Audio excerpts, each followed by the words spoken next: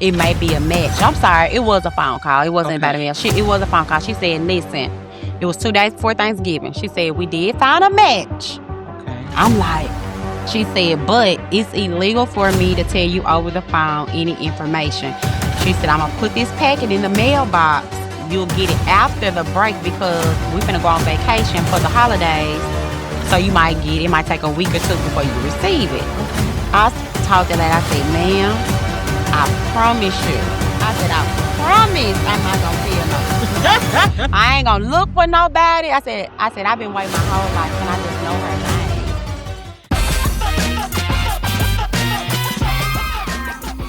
name? Welcome back to the Bluff City Magazine podcast, y'all. We sit down with celebrities up in here, honey.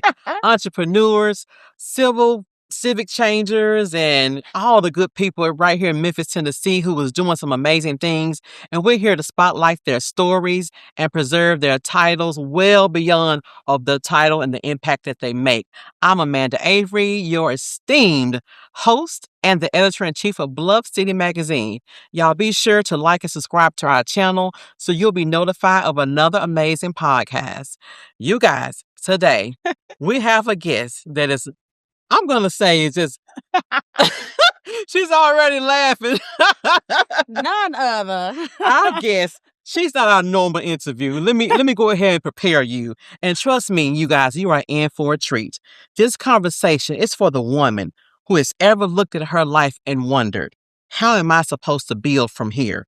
It's for the woman whose dream felt too far away, whose responsibilities were heavy, whose past tried to speak louder than their future. It's for the woman who found love the second time around after life then kind of taught her a few lessons along the way. It's for the woman who thought the deck was stacked against her, but somehow kept showing up.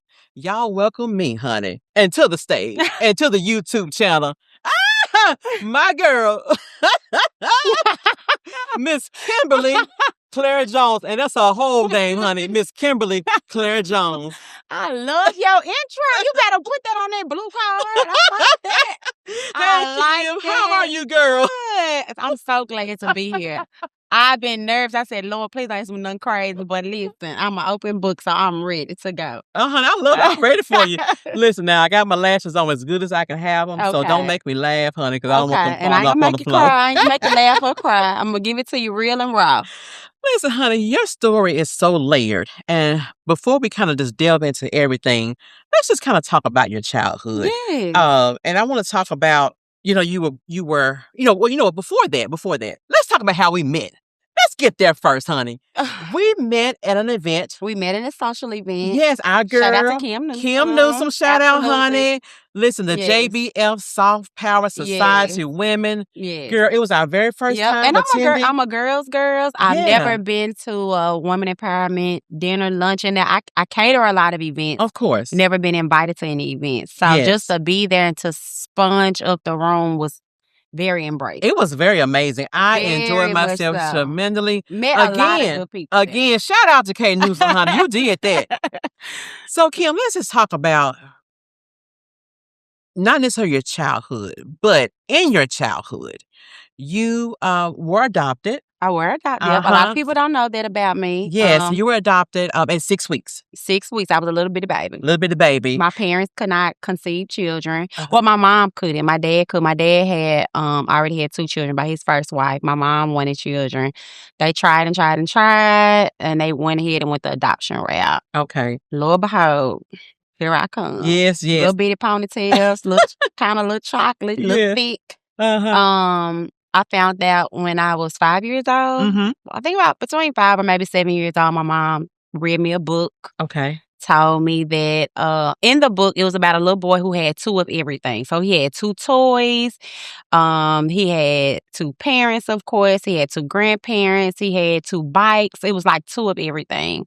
And at the end of the book, my mom said, you kind of like that little boy. You got 2 of everything as well. And she kind of broke it down to me like I have 2 parents. But I am your mom. This is your dad. And as I was young, trying to figure that, like, what? I didn't understand. I think as I got older, I started asking more questions. Of course, I was a very rebellious little girl, so I'm finna run away. I'm finna get out of here. Yeah. So it was like those type of things, manipulative things, games kids play. That I tried to pull on my parents. But I didn't miss out on anything as a child. You can't miss what you never had. But I was very spoiled, right? I was the only child growing up. And I'm sure you had a stable household. Very much so. Very much so.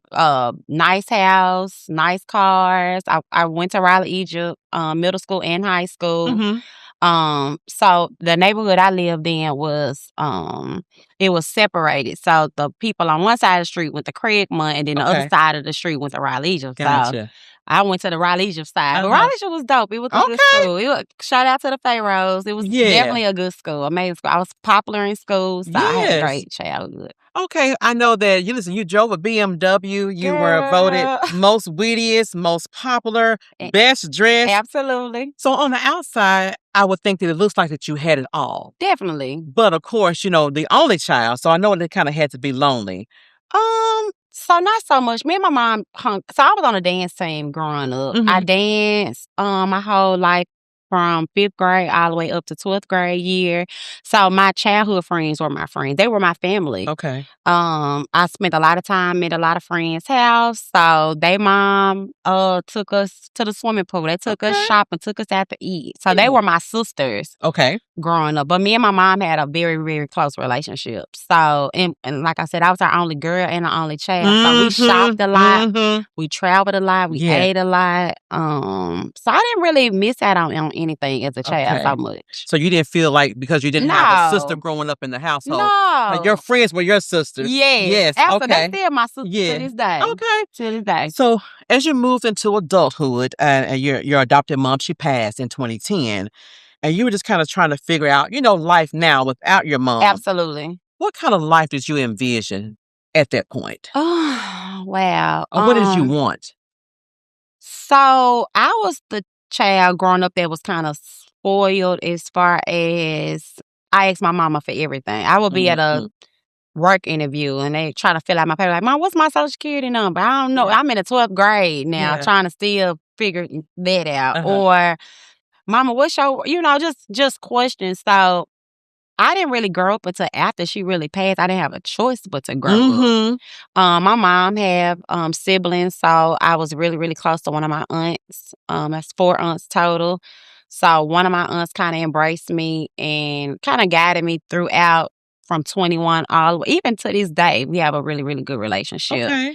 So, and she had a child. So even though she had one child as well. So even though she was the only child, her daughter, I was too. But she embraced me it's nothing like your own mama though. Yeah, but my auntie definitely stepped in and did that part.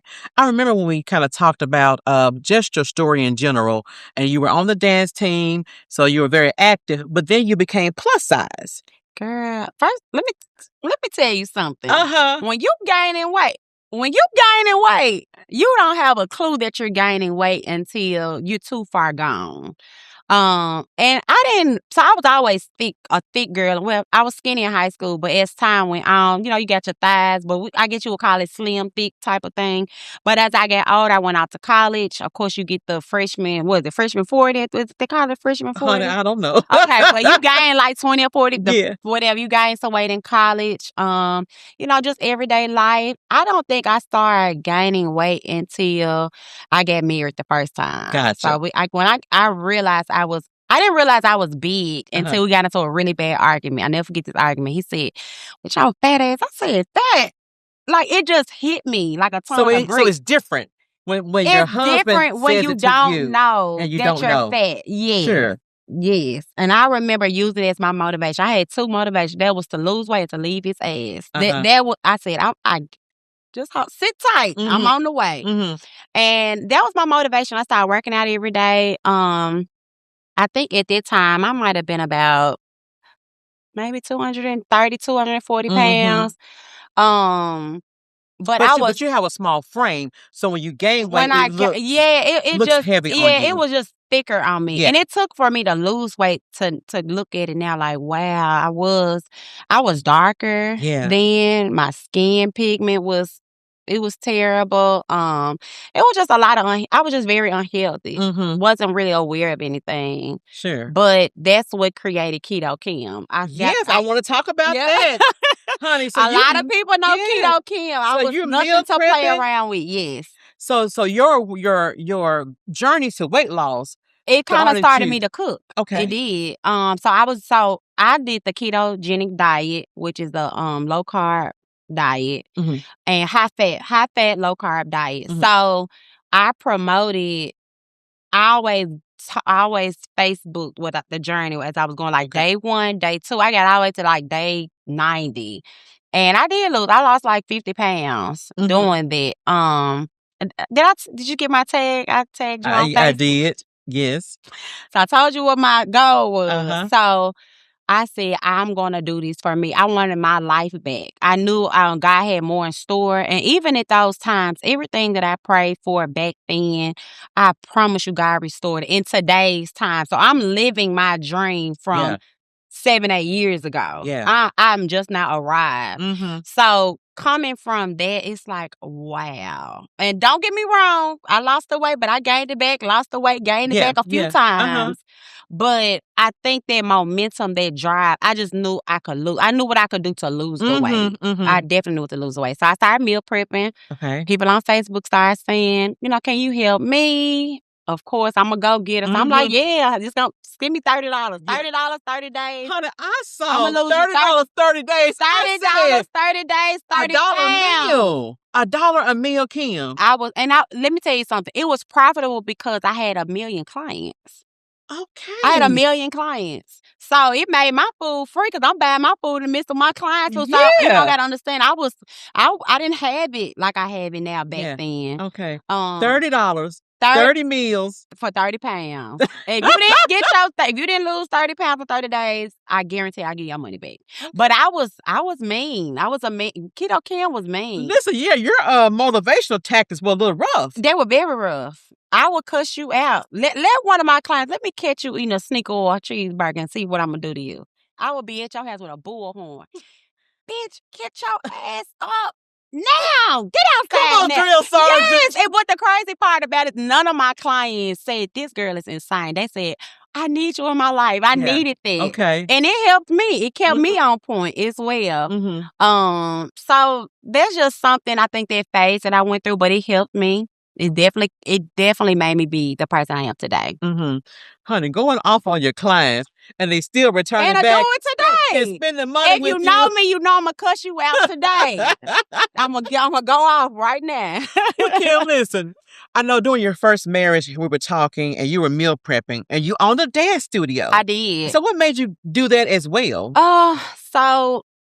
My background is majoring all day long. I'm a dancer, hip hop, baton twirling, anything I can do. Okay. At the time, I was kind of volunteering my time at one of the elementary schools here in Memphis, Tennessee, and then I drifted off and did my own thing at a community center.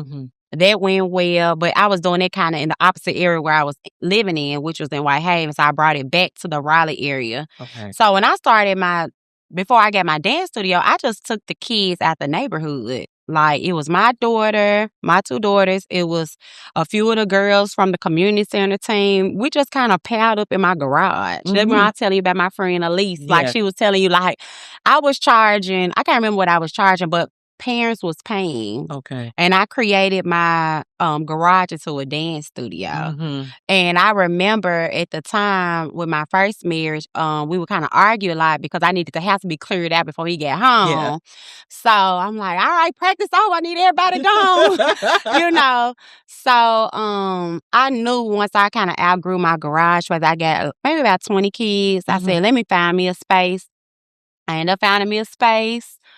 I think the rent at the time was $1,000 at the time. And it was in a suite. It wasn't like it was like a building inside of it was like a room inside of a building. And I didn't have no fancy nothing.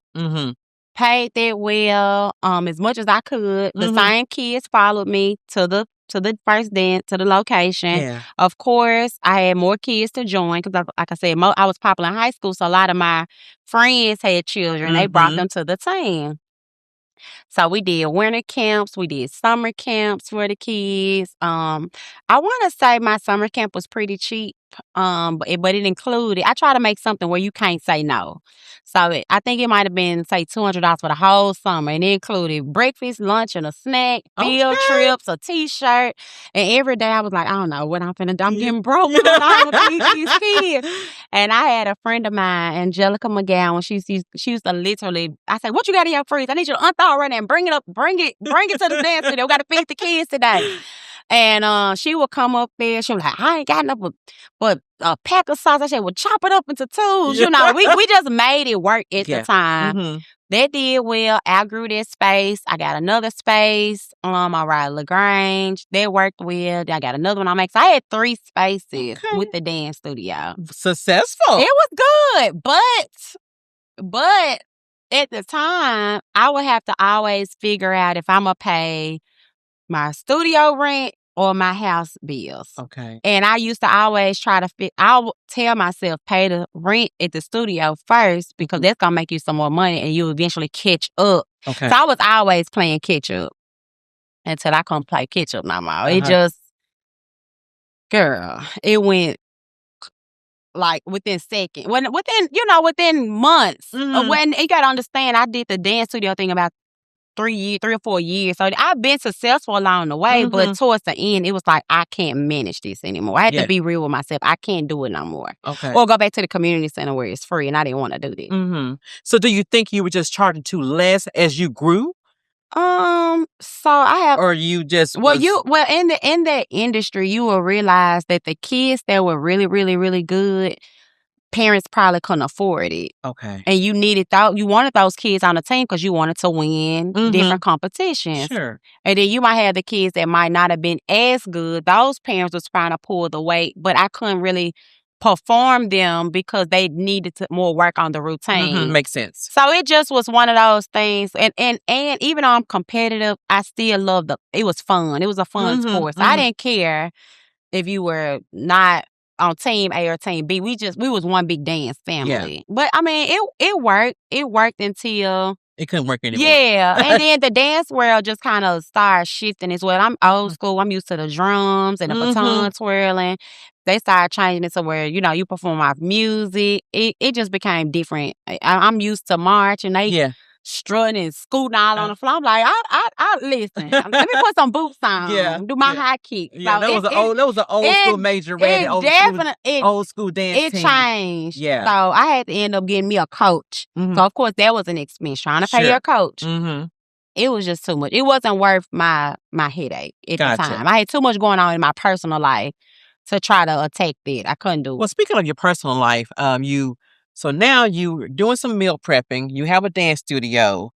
And one day you were driving home and you could see all your things on the curb. Girl, I hit that corner. I just picked up my kids from school.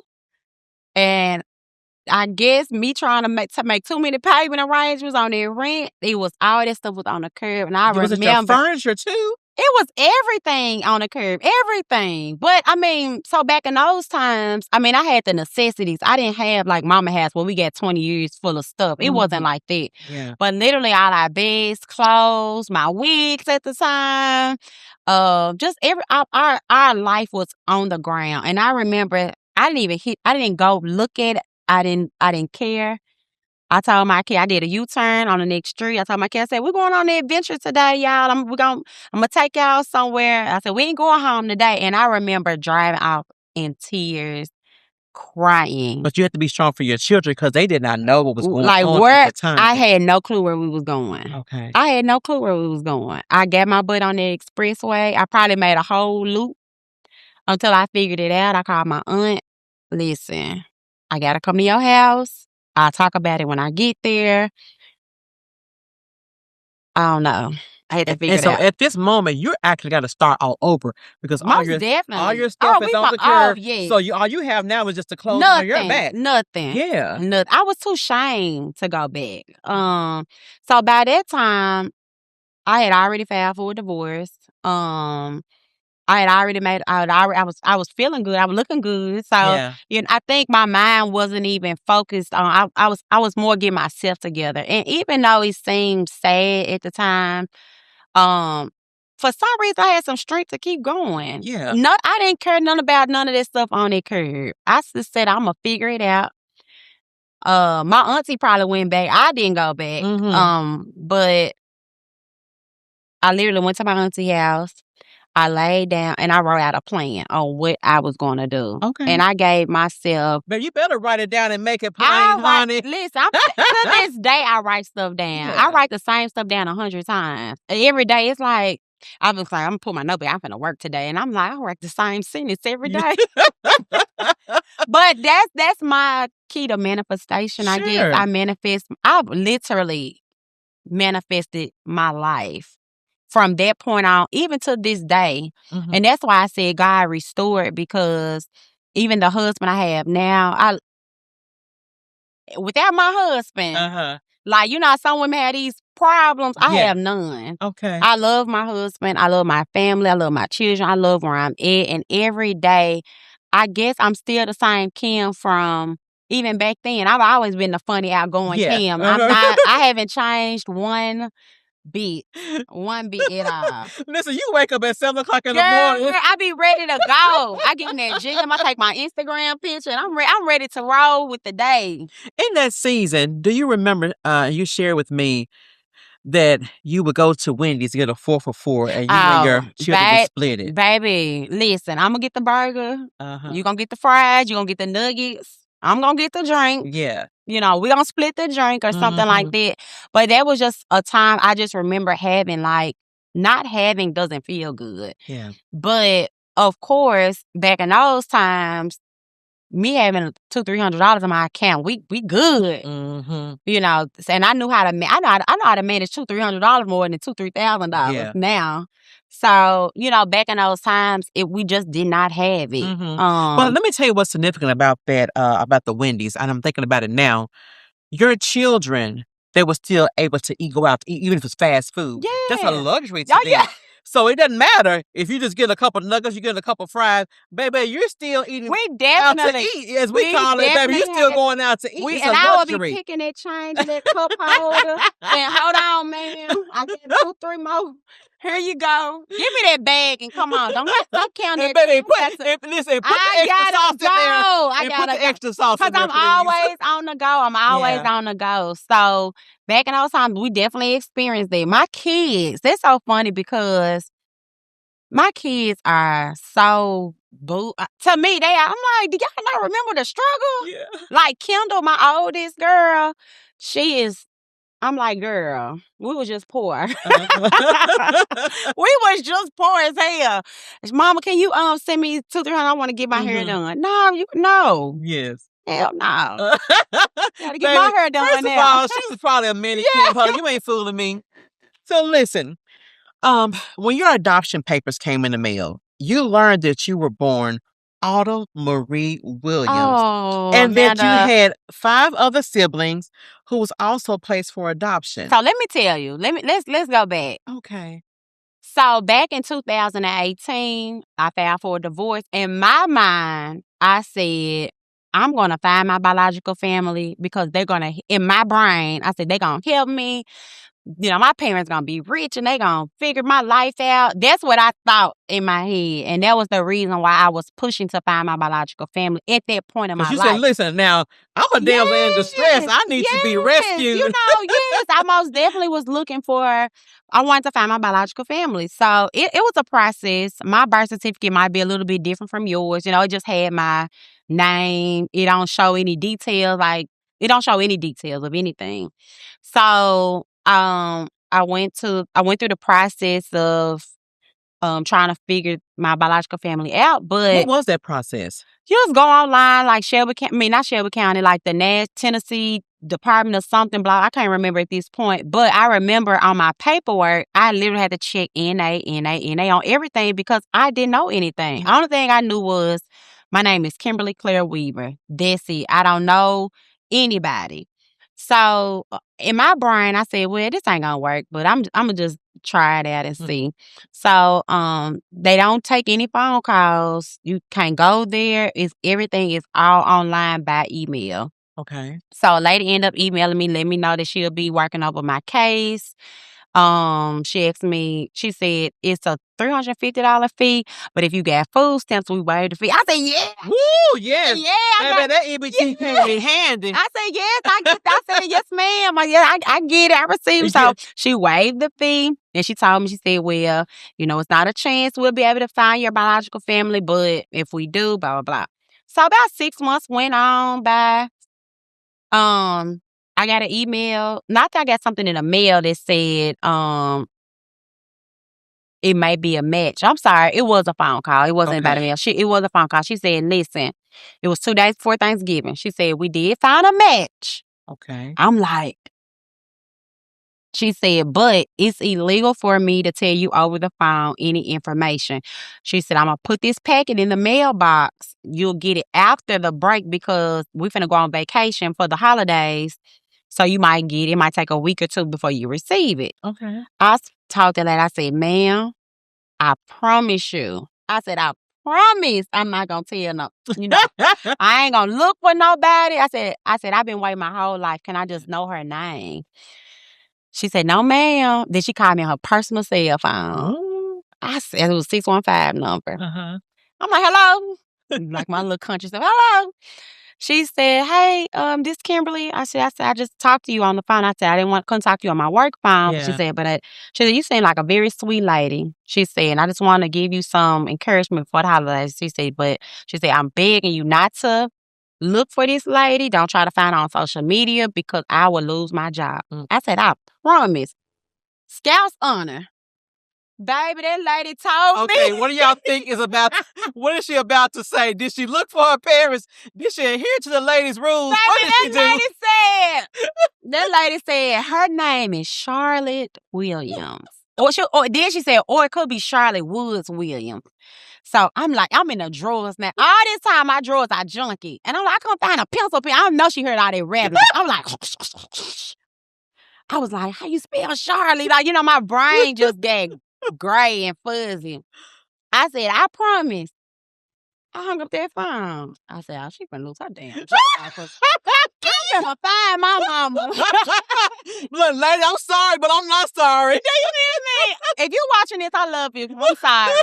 But so their process was really funny because Charlotte Williams is a common name. Yes. So I just started searching it on Facebook. I searched it on Google. I just put it everywhere. Mm-hmm. So on Facebook, 100 people showed up. Popped up, of course. And it was one lady in particular that I knew that looked like me. Okay. She had a little round pie face. Yeah. She was a little caramel complexion lady, whatever. So I just, sent her a message. Hey, my name is Kimberly Weaver. I'm looking for my biological family. Uh-huh. She said, I'm sorry. I wish I could help you, but I'm not your mom. I didn't give nobody up for adoption in the 80s. I told her my age.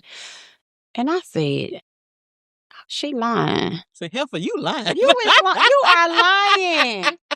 So I copied and pasted the same message to everybody on Facebook, and I will show you. Kim, how many people did she reach? Everybody, if you get Charlotte Williams out there, you definitely got a message from me. So I actually did send a message to my mom. But I kind of bypassed her because her profile picture came up like 4 or 5 times. So it was the same lady, just different pages. Okay. So as I'm kind of going off on this lady, we done went back and forth. I said, you a liar. I said, that's why I don't want to meet you. That's why, you want shit then, you ain't shit now. I'm giving her the business in this inbox.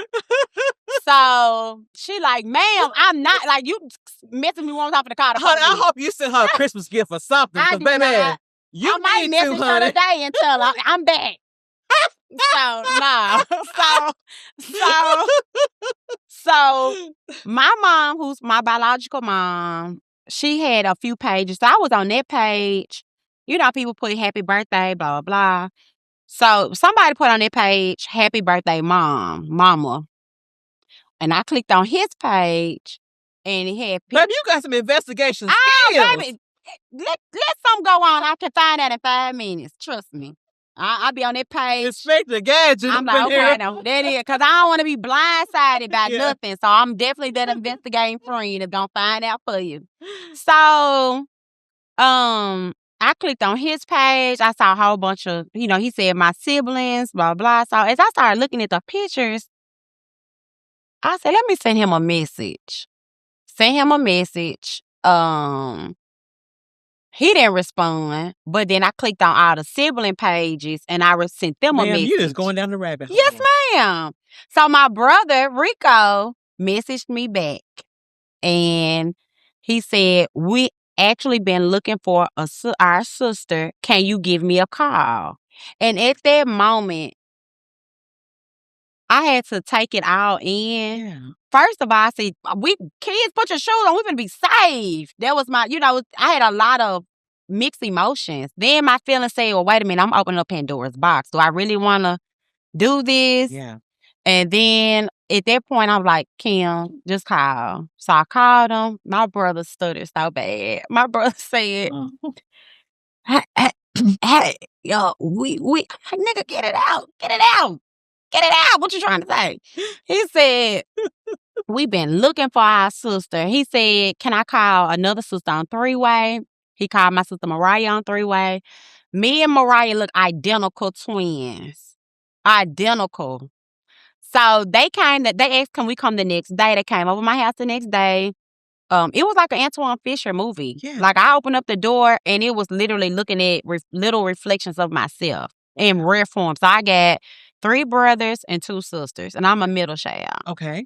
So we sat there, we talked, we was, just trying to they asked me a lot of questions like, were you You're trying to put the pieces together? Yeah, they just, just question like, where you from? How did you find us? It was just a lot of questions that you would ask somebody that you don't know, but they're related to you. So how is it that they knew each other and then didn't know you? So from my sister Rhonda on back, everybody's adopted, but they were adopted by other family members. Okay. So they might have been adopted by a great cousin or a great aunt or something like this. So their cousin might be their sister and their cousin, or their brother and their cousin or something like that. My oldest 2 brothers were raised by my mom. So my mom only raised 2 children. Everybody else were adopted. Okay, but your adoption was different because you were not adopted through the family, but so through my Port adoption, Leaf. yes, through Port Leaf. So my mom kind of made some mistakes with Rhonda, which I'm not gonna get into, but that was some legal things that they had to deal with, and my mom was in the process of trying to get Rhonda back. So she had to do it the correct way with me, with putting me in a place where it was documentations provided. Okay. But she did put it was a private adoption, so my mom did not want to be found under no circumstances. Okay, but you found her. Unless I was after, it was a restriction after I was 21, and she'll go back and revisit. Mm-hmm. So when I got that paperwork in the mail, after the holidays, went back, because by that time we had met, I told you we met the next day. We enjoying the holidays. Yeah. So, it was questionable, like, well, we're going to do a DNA test, how we know, even though I look like them, it matched up what we were saying, but, we still, when I got that paperwork back, and it said my name was Autumn Marie Williams, I was like, I'm Autumn?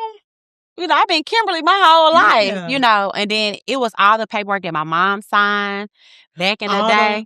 It was definitely my mama's signature. It was definitely her handwriting. It was definitely her story. So we all had the same dad, too. So in my brain, I'm like, well, how does someone give up all her children? Maybe she was raped, or maybe she was abused, or, I'm thinking these crazy stories that could be possible to happen. She said, I was married. She said, I was a married woman. My husband did not want any more children. And she said in her brain, she knew she was going to give birth and carry him and get home before her husband found out. So, that made that I had more questions like, well, did he not see your stomach was 9 months? Like, how did, so then she went into my dad was on drugs. So he was there, but he wasn't there. So that let me know my dad was on drugs. My mama had some mental issues. And they were just 2 couples that just did life. Try to coexist with each other. So that's kind of what I got up. The vision that you had initially. Oh, No, that they were gonna save you? Definitely went down the drain. My mama could not save me at all. When I met my mom, she's like, "Can you take me to the store, Pooh?" I'm like, "No, my name ain't Pooh, and no, I can't take you to the store." But my mom is a sweetheart. My mom, if you think I'm funny, my mom is 10 times funnier than So me. at this point, it looks like you're getting divorced from your husband. You got one family going out, another family coming That's in. exactly what happened. Yeah. That's exactly what happened. My life did a 360 that whole 2019. I met my husband I'm married to now in 2020. Mm-hmm. So you got on, and my husband now is the first person that my family met. Okay. So, that was an experience. Yes. Let's talk about how you met your husband, honey. But now, wait, before we get to that. Come on, I see you. So, now, so you're leaving your aunt. So you met your family. Okay, now you said, I need to get out on my own. Yes. Your friend Elise come in and saved the day, baby. Yes. Let's talk about that. Yes. So I gave myself 6 months to a year to move, to get myself together, because me and my kids were just in one tiny room. Okay. So we made the best out of it. It wasn't. Some days might have been uncomfortable, some may not, but we were used to our own space. So I would call my friend every morning, like doing our girl talk. Girl, I gotta move. And I said, I just can't get approved for anything. She said, I tell you what. She said, I am going to allow you to move in. I'm finna give up my lease. I'm finna go move with someone. I'll let you take over the lease. Okay. I said, perfect. I got it. And then she said it was on number 950. So back in the day, I was paying like $1,400. So I'm like, I can do 950. Cool. We get out. So, we didn't have any furniture or anything. Yeah. So I applied at Big Lots. Uh-huh. Big Lots gave me $2,500. Baby, you know how much? I was like on a shopping spree, like one of them shows. You got 10 seconds, 10 seconds, throw in the bag. I was running in there like that because I didn't tell my kids we were going to move. I wanted to surprise them when they get out of school. Mm-hmm. So I got a couch, I got some beds, I had got kitchen appliances, forks, spoons, pillows, tissue, anything we needed to live, I got it in. And I think I had a little bit more left over. Because I made it work. I'm a shopper, so I made it work. So I got the house together enough for to surprise them. I remember coming out. They said, "Mama, this ours," and they brought joy. I said, "This ours." I was wiggling the keys. We got it. So that night was fun, and I even to this day, like Elise is my road dog. Yes, Elise is my girl. I love her to death. She's definitely one of those friends that can't call on everybody for everything, mm-hmm. But if I call, she come, and if I call, she know I'm coming because I owe her my life. Yeah. So it ain't nothing that girl don't want. Yeah, can't ask for I went to Nashville for her birthday. Just give her $100 and some roses. Okay, I'm coming. I said I'm giving you $100 every year, and that's what I did. So, but anyway, we got into the house. I was trying to make it home. That's how I actually started cooking. Okay. So the following month, I think I paid the first month cool. About the second month, that's when COVID came around in March, I lost my job. Okay. Now, you're still doing keto. I'm still doing meal preps, but I lost my main job. I was working for Shelby County Schools at the time. I was working in Raleigh, Egypt. So I take that back. I was working in Raleigh, Egypt, but I was looking for a better job, and I had just applied for as an apartment manager in Harbortown. Since I had just got hired, I was the first fired due to COVID. Gotcha. So that's how they came about. Got laid off. I'm calling Elise like, oh, she finna kill me because I can't pay my rent. You gotta pay rent now. Elise told me, white and black, excuse my French. She said, I don't give a damn how you pay this rent. She said, you better go in there and cook and figure it out. So I'm like, cook? I'm like, cook? But by that time, I was still back eating normal food. So I went on my little health journey kick. You know, I started back eating. You feeling good now, baby. I ain't gained my weight back per se, but I was definitely like, I figured it out. Yeah. I had $80 to my name at the time. So not only could I not pay my rent, but this is all I have. So me and my friend Tiara, she lived around the corner. And she actually introduced me to my husband. Okay. So we're going to get to that in a second. Uh-huh. So I told Tierra, I said, Tierra, we got $80. I said, let's go to Kroger and let's get some stuff to make some plates. So I put it on Facebook. Hey, I'm going to be selling plates, blah, blah, blah, blah, blah. We didn't have a clue what we was going to sell. Okay. We got to Kroger. I bought all them little 10 for 10 pastas. I got the sauce, cream cheese, Parmesan. We were going to make some pasta dishes. Tierra pulled out something out her bag. I don't know, came out her leg. I don't know where. Tierra had a big thing of salmon and said, I took it here. I said, Tierra, I don't know how to cook no salmon. I'm like, what I'm supposed to do with this? She said, so you've never cooked salmon before? Never. Even with the meal prep? Never. Wow, Kim. Never. I didn't grow up eating salmon, so I didn't know what I thought it was a fishy fish, so I don't fool with salmon until I cooked it. Okay. Tierra said, I don't know, you better just make some salmon pasta. So you made something that you've never cooked before. Most definitely. How did you know how to season it? We season like steak. Shit, we put butter, salt, pepper, garlic, onion, anything in that. I had the little cheap seasonings, the little dollar seasoning. We seasoned that salmon so good. I made $500 my first day selling plates. Wow. I only need $450 more, and I got a lease off my back. Girl, I had that $5 like this. We up. The next day, picked the same customers. I put it all on Facebook. And this is actually still on my Facebook page. If you go back down to 2020. Mm-hmm. The next day, we did Taco Tuesday. Now, remind you, I got to spend some of the first day money. Yes, you got to re-up. I got to get for the second day. And I was like, hell no, I ain't spending my $500. But you need $450. You got to spend something. I wasn't trying. I'm like, Tierra, you better go back in there and steal some more. We can't use this money. So wait, now, so Tierra steals the salmon, but she didn't know that you didn't know how to cook it. No, I don't know why. Shout out to Tierra. Tierra. So, second day we did spend some of the $500 to get the Taco Tuesday stuff. I'ma just say by the end of the week, I had at least paid plus some left over.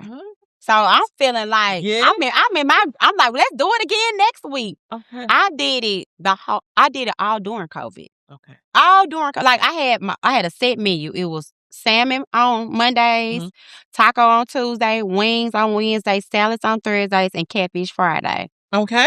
The catfish was the lick. I bet it was. I did. First of all, honey, you know we love some catfish. If you were my customers back in the day, you know I had my street line wrapped around the corner till the lady across the street pulled me to the side. She said, ma'am, I've been seeing a lot of people running in and out. I said, can I pray with you? So I was like, yes, ma'am.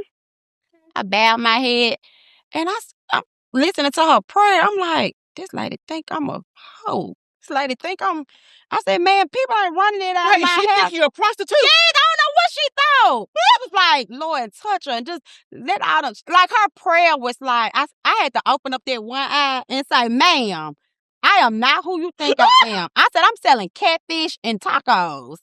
And she said, oh, I didn't mean to press. She said, she did me like this, one of them good ones. She said, I didn't mean to do that. She said, but I'm just concerned. I said, you got them kids. I said, ma'am, I'm selling food, not coochie. She said, okay. Yes, most definitely. Oh my goodness. So you should have took her a play, baby. Girl, that was my best. She was my security guard because she was in them blinds like this. After 7 o'clock, nosy neighbor. The nosy neighbor was my road dog. Yeah. I need to go over there and see her because I haven't seen her in a few years. But the neighbor beside me and the old lady across the street looked out for me. Okay. I had customers driving from everywhere to get my plates. So to the point where I was like, I knew I could cook. Okay. But I didn't look at it to be a business. I was just trying to do this until the world opened back up and I was going to find me another job. Sure. But you're making good money. Made good money. And I tried to apply for another job at a nursing home. And they wanted to pay me $15 an hour. And my husband was my boyfriend at the time. He said, you can't sell one plate an hour. He said, your plate's $15. You can't, why you getting a job? Okay. And I remember saying, you right, I don't need a job. And so that stung like a bee when he said that. And I never went back to work. Anytime I want a job, I was like, girl, you ain't finna go to work. Like, I'll take care of you before you go to work. You ain't going to work. Yeah. So, that's what started my business. So that started your catering business. Most definitely. And then you got a client who called you. I had a lady call me, asked me if I cater weddings. I told her yes. Never catered a wedding a day. Just in like my the salmon. You ain't never cooked no never. salmon. I'm never catered a I'm a wedding. hustling dog. I said yes, ma'am, and then I got professional. Absolutely. What day would you like to schedule? You know, I ain't got no notebook. I ain't got a pencil. I ain't got a pen. She told me a little bit about herself. She said, I've been watching you on Facebook. She said, I'm gonna let you know up front, my budget is low. She said, my budget ain't number $5,000, but let me know what I can get with it. You know, $5,000 is a lot of money to a person that ain't used to no money. So I put her on mute. I said, kids, put your shoes on, because she was ready to pay a deposit. I said, put your shoes on. We finna go eat. That lady sent me that money, and it was on. But then the next day, she turned around and said, can I get your business license and your insurance? The venue space wanted. I'm like, I ain't got no license and no insurance. I'm like, I'm giving her my Geico insurance. Yeah. So I type of the wrong stuff. So I told her, I said, give me to tomorrow. I said, I'm out right now. I went to Mullen Station the next morning, first thing when it opened. So I didn't even have an opportunity to process a business name because the lady needed it so fast. So a lot of people say, Hungry AF, you got a lot of business. I don't want to do business. That name is too hard. Well, that name would carry the weight. So when you got to Mullen Station, to the Shelby County Clerk office, you just put a business name down. Because people would say, I'm hungry. It's look, like, dang, Kim, what you got to eat in here today? What you got to eat? So they kind of stuck in your mind. I ran with Hungry AF. I said, man, put Hungry AF on there. They were laughing. Mullen Station said, ma'am, are you sure? I said, put it on there. That's the name. We rolling with it. Yes, ma'am. So when I see Hungry AF Atlanta, I'm like, I came up with that. Hello? I ain't had the money for no brick and mortar, but I most definitely, that's my name. Most definitely. I carried it to the bank. Can't wait. You get to fill out your application. You don't have no information. You just put whatever come to mind. Yes, ma'am. Absolutely.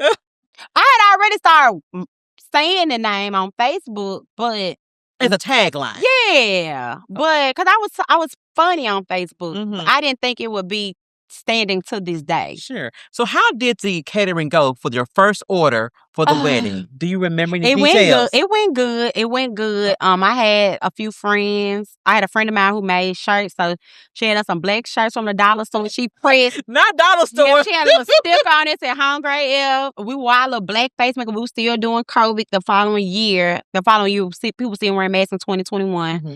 We wore black pants. We was ready to go. That went well. I didn't know what I knew now. So she had a lot of heavy hitter vendors there. So you had the Nikisha Greens, you had just the top people who was in the event world mm-hmm. that I didn't know who they were. So they said, Chef, I don't use nobody calling me Chef. Just call me Kim. Yeah. They said, Chef, they're ready to cut the cake. And I'm like, well, bring me a piece. They said, ma'am, that's your job. I cut that lady cake like an apple pie.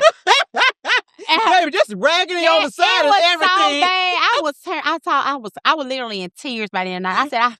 I said I miss this lady wedding. Like I was killing myself to the point I'm like, ma'am, listen, and as time went on, as I started growing, those growing pains built me. Sure. Yeah, definitely, because I didn't have a shift jacket. I didn't know if your event started at 11, I'm pulling up at 11. I didn't know to be. Yeah, I just didn't know. Nobody trained me for it. It was definitely hitting me. Honey, that was on the job training like no other. Baby, I'm 3 hours early now in the event. I don't play. So Kim, everything that you experienced up until that point, it seemed like the deck was stacked against you. If you were to encourage a woman that was in your shoes at that point, you trying to figure it out, but you're making it by any means necessary, what would you say? Keep going. Keep going. Keep God first. That's number one. Your manifestation power got to be like, you have crazy, radical faith. I would tell I'm the friend that's going to tell you, quit your job. They pissing quick. if you know how to braid hair, you need to be the best braider. You want to sell pencils and erasers. I want the sharpest lead. I want the finest lead. I want the best eraser. Like whatever that you do, you got to be the best at it. I don't click myself off in groups. I ain't looking at what the next person doing. Yeah. I am steadfast on what God has for me. And I don't do anything without his time. I could have bought anything. I could have did anything with my business, but I'm not doing anything until God says it's time and it's ready. Because when you know it's of God, it comes easy. Yeah. Like my husband came easy. My kids, my house, even me buying my home. That was the easiest process. I heard stories saying, "Oh, it was a long process." I'm like, I don't have that story. Yeah. I don't get them problems. Well, baby, that's how I know it's of God. Yes, honey. Well, listen, your life is still so vibrant, so full. And after everything you've been through, baby, you found love again. Ooh. Through a man who came to hang your TVs. Oh, yes. So my husband is a contractor. He do TV hanging, fencing, roofing, can build a home. He said he's a man of all things. So he was supposed to just man my TV and go on. Baby, God told me. That's so crazy. The Holy Spirit said, this will be your husband. So I'm like, this going to be my husband. And you saw him. My husband had an afro, some glasses, some pants, some little regular work pants, some boots on. And I'm like, okay, God, well, let's see what's going on. So, I'm being all nice to him. I said, you want something to drink? You want some water? you hungry? He was like, no, I'm good. So he hung the TV up. So we needed 2 TVs. So we went back later on and got the other TV, hung it up. And of course, he trying to show me how to work the remote. Like, I don't know how to work it. I'm like, now what button you push? And I'm like, I said, sit down and show me. Sit down and show me. So, we talked. We literally talked all that night. The next day, like we knew each other forever. My husband came and never left. Okay. Never left. He never leave. Kim, listen, maybe it was the personality. Maybe so. My husband is the opposite of me. So I'm the talker. He say, you too friendly. You too friendly. My husband ain't talking to nobody. He ain't without it.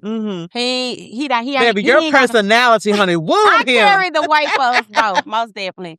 Let's talk about Hungry AF. So you started, selling some plates. You took your $80. You done built a business now. I built a business. I was probably making about, maybe at that time, maybe about 10,000, maybe 15K a month. And they were just selling plates at the house. Yeah. So once me and my boyfriend got really serious, I ended up moving with him. Again, I got pregnant with our first baby. Yes. Which I manifest DJ too. DJ is my love of my life. But we moved. It happened kind of quick. And my husband owned his house. So I didn't have to pay rent no more. So I told Lisa, bye, I'm gone. I'm done. My year up, I'm done. So we ended up moving with him. And I still was selling plates for a while. But I didn't want... I went from Raleigh to like Westwood area. So it was a complete opposite side of town. Yeah. So I said, I sold plates for a little while, which a lot of people say about plates, but that's when I really went to catering because I didn't know if the same people was going to travel from one end to the other end. So I picked up catering. I started doing little small events, little brunches. And matter of fact, let me tell you a story. I don't even think I told you. So I have a signature look about my catering style. It's really junky. It's really different color, vibrant colors, different floral. So my food looks like something that would look like coming out of a picture. That's kind of how I like to say it. But I went to an event and the salad made a mistake and fell out of the bowl because I had like a little bowl bucket little thing and I had it standing up. But I was kind of rushing because I told y'all bad with time. The salad fell. And the lady said, oh, my God, I love how you have it like that. And I said, oh, you do? Oh, girl, I fluffed that lettuce out. And that's my... People pay thousands of dollars right now for me to knock that salad out their bucket. To this day. Kim, what did she say? She said, oh, my God, I love that. I looked out there, you do. Hold on, let me. If I put them tomatoes and cucumbers on top, she said, oh my God, I love it. I That's said, the presentation sales, baby. baby, you ain't gotta tell me twice that you like it, cause I love it. If you like it, I love it. Yes. So and that was my signature Okay. for a long time. So I always had my dishes that you purchased, but that salad was always my centerpiece, my focal point. Mm-hmm. And then I got more creative. I started putting flowers behind it. Then I started raising it up a little bit, letting the salad come out a little bit more like it's a water fountain. So those key points I tell people, I started from trial and error. I started not knowing what I was doing. I just did it. If it was wrong, I made it right. Yeah. If it was right, I wanted to be excellent.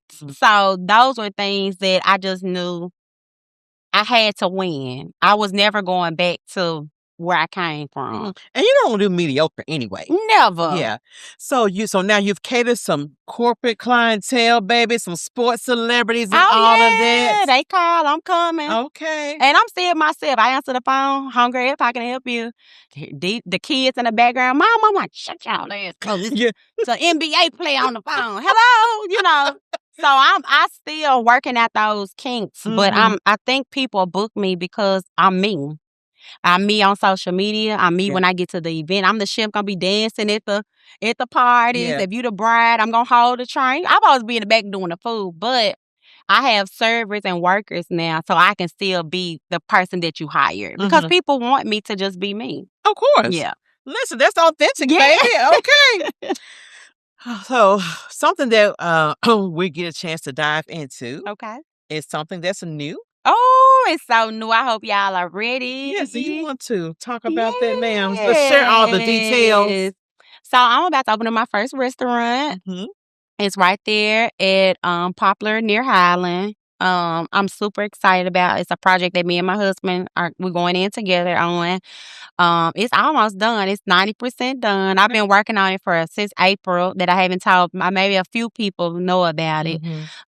It's definitely Hungry AF Kitchen and Lux Catering. Okay. So you will be able to book your catering events. You'll be able to do tasting. It'll be an everyday open restaurant, but it'll be something different from when I used to sell plates back in. So I'm not going with that feel anymore. Okay. It'll be kind of like a urban McAllister's, I say, or urban Jason Deli. So we'll have oxtail grilled cheese sandwiches with the jerk tomato basil soup. We're gonna have salmon.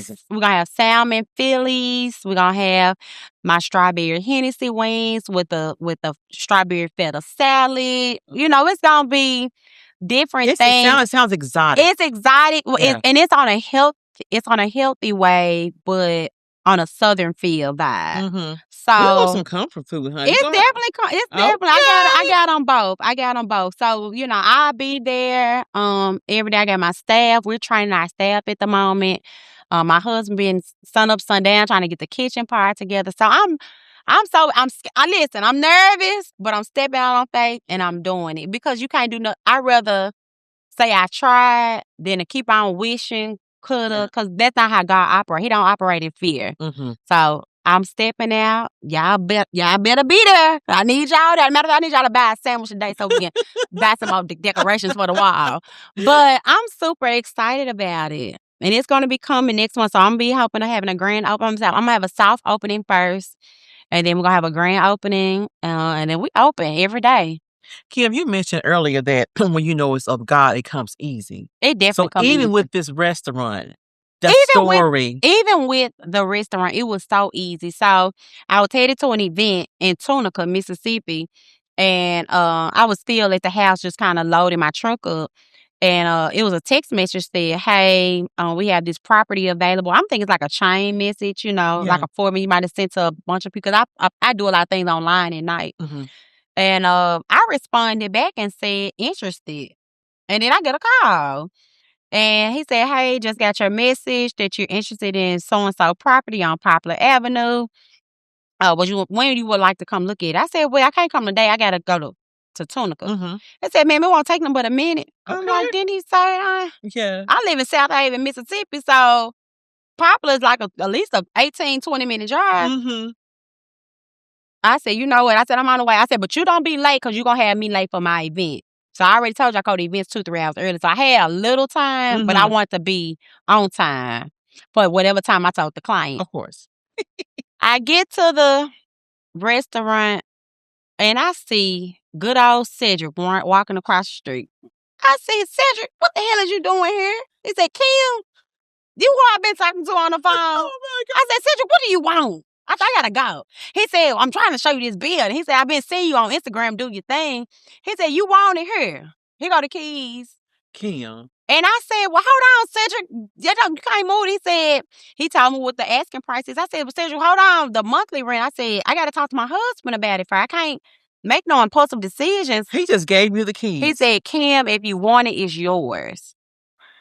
Nothing is wrong with the building. It was literally, it was everything that I prayed for prior. So I got my husband up there. My husband looking around, every reason probably to say no, because he know I got some more bills. He gotta, if I fail, he gotta chunk up the cost. He said, we'll see, we'll think about it. Tell him we gonna think about it. I said, baby, we can't. You can think, but we gotta touch and agree. Cause when we touch and agree, then you gonna give me the go to do it. Yeah. He gone. When he can even say, gone good. I said, Cedric, we want it. And Cedric drafted up everything. He said, here you go. He said, I give you 4 months free. They give you 4 months to get things together. So I said, we got everything done. Like, we painted, we ordered stuff, I checked. Like, so Kim, did you dream to own a restaurant? Yes.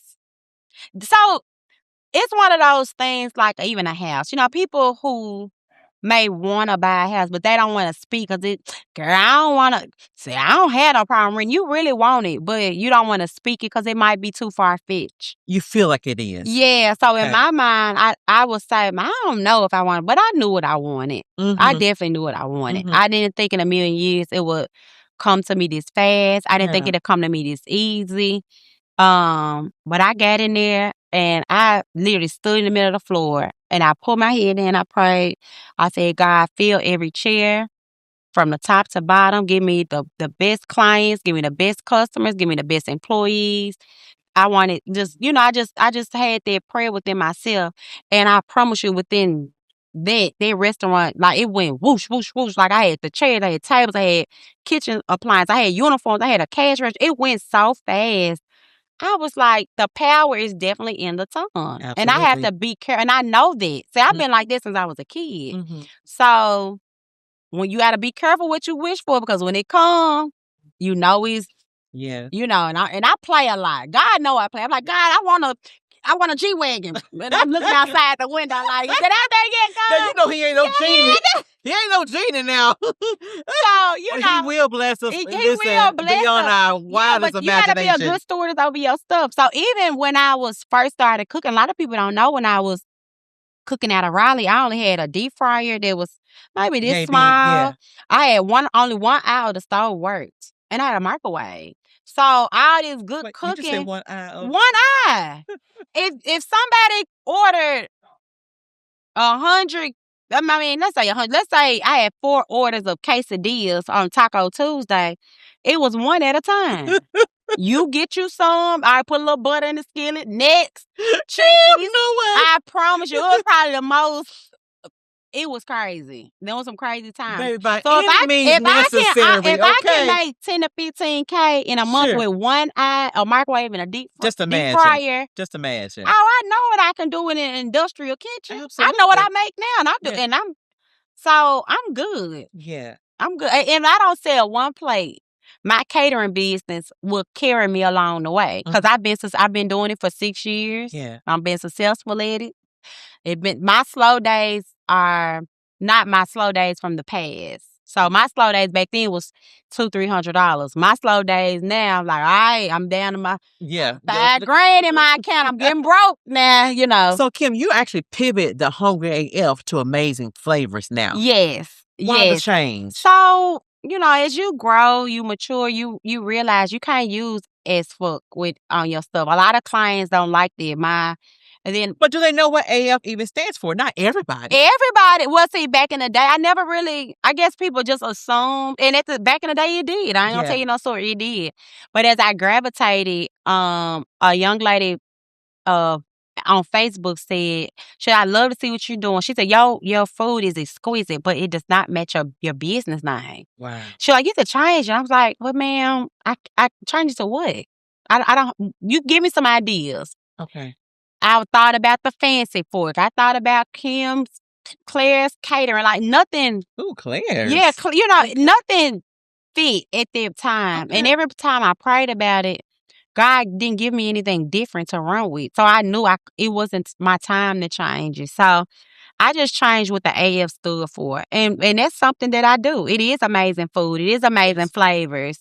So let's just change it to that. So I'm definitely marketing on social media starting next week because I'm about to open up my page up and then brand the business. And Well, listen, tell the people, baby, how they can follow you. Yes. HungryAFEats.com will be the website.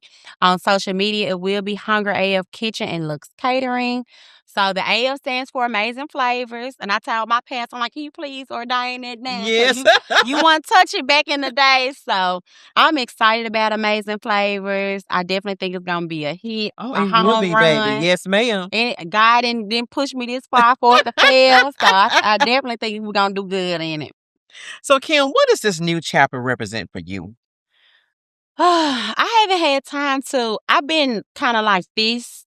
And I do have days where I'm off where I just, I sit in my bed, my window open, I see my backyard. See, it's just a different type of energy, a peace that I have. And it's sometimes where sometimes I have a little tear rolling down my eye, like, this is like you literally spoke all of this in existence. Like the birds chirp different from Westwood to South Haven. Them birds a little different. It was just a different vibe. It was more peaceful. I felt like it was home. I love to walk in my neighborhood. I love to sit out and, just talk on the phone and drink some coffee. That's my vibe. Yeah. So I don't know what God have in store. I think I'm going to take what this new blessing that He's birthed me with, and I'm going to be a good stewardess of it. I'm going to meet some new clients. I'm going to hopefully travel a little bit with some clientele. Hopefully hit a few more, meet some celebrities, grease some elbows in some areas, and just see where God leads me. Okay, so even with your biological family, everything is good on that. Everything's good. Oh, my mama, Kim, you gotta interview my mama. Okay, you gotta bring my mama along. She is. If you think I'm crazy, you ain't seen nothing yet. Yes, well, I would love to hear her story. Yes, I will bring her most definitely. So, Kim, when you look at your full journey, adoption, identity, motherhood, yes, marriage, rebuilding, and business, and I kind of ask you, but how do you feel about life at this moment? Do you feel like it's full circle? It's definitely full circle. I feel like I can breathe again. I feel alive. I feel awakened. Yeah. I feel like I don't like this new person I've grown to be. If you look at me, I look different. I feel different. I feel like a role model for the next person. As you should. Yeah. I definitely want the next person who's coming along. I'm always an open book. Like anything way I can help you with starting a business, any way I can help you lose weight, any way I can, just give you that. I can't be a lease to you. I can't put you in no place. I wish I could. But any way I can help the next woman, most definitely reach out. Okay. That's my first love. So as we get ready to end, I have a question for you. What do you want people to understand about Kimberly Claire Jones beyond the food and beyond the brand? I'm a girl's girl. Okay. I'm a good friend. Yeah. I'm a good mother. I want you to know that just be your authentic self. I don't think I'm misunderstood by a lot of people. I think a lot of people who meet me love me. But just be you. To me, you're what you see is what you get. Yeah, I'm most definitely that. I am the same Kim on a Sunday morning to a Thursday evening. There's no in between with me. Just be yourself. The people and the clients are gonna come. Okay, they gonna come. Most definitely. So, baby, is there anything I hadn't asked you that you want our readers and followers and viewers to know? If God say that's your man, baby, better take him wrong because I've been blessed ever since. Afro and glasses and all. I love my man. Y'all, before we close this episode out, I want to leave you with these words. Sometimes redemption doesn't arrive looking polished. Sometimes it starts with a curbside setback, Yes. an $80 decision, and enough faith to make something from nothing. As we Yes. say, enough faith to make something shake. Yes. And with that, honey, we're going to close today's conversation with Kimberly Claire Jones, a Yes. woman whose story reminds us what was meant to break you can become the very thing that builds you. Woo! Do y'all want to do my major step before I Yes, go? honey. Come on. Okay. All right, you guys, I hope you enjoyed this episode. Amanda Avery signing off. Love y'all.